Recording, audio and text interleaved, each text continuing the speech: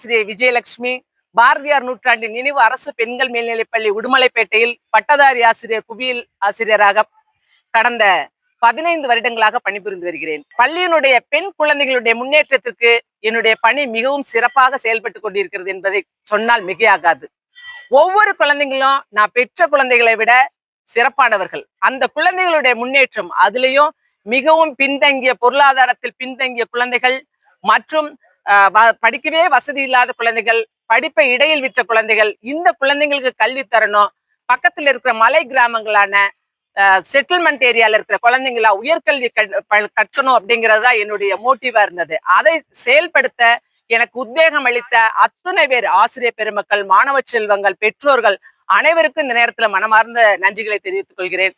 நான் இன்னைக்கு தேசிய விருது, தமிழகத்திலிருந்து சிறந்த தேசிய விருது பெறக்கூடிய ஆசிரியராக இன்றைக்கு உங்க முன்னாடி நிக்கிறேன்னா அதுக்கு காரணம் இந்த குழந்தைங்க தான். இந்த குழந்தைங்க இல்லைன்னா எனக்கு ஆசிரியர் பணியில சிறப்பு இருக்காது. அப்படிப்பட்ட ஆசிரியர் பணியை பாராட்டி 2020 தமிழக அரசு எனக்கு மாநில நல்லாசிரியர் டாக்டர் ராதாகிருஷ்ணன் விருது வழங்கி சிறப்பித்தது. அந்த விருதினை தொடர்ந்து இன்று 25 இன்னைக்கு தேசிய நல்லாசிரியர் விருது கிடைத்திருப்பது மிக்க மகிழ்ச்சியாக இருக்கிறது. என்னுடைய பணி இன்னும் சிறப்பாக செய்வதற்கு இது ஒரு கிரீடமாக கருதுகிறேன்.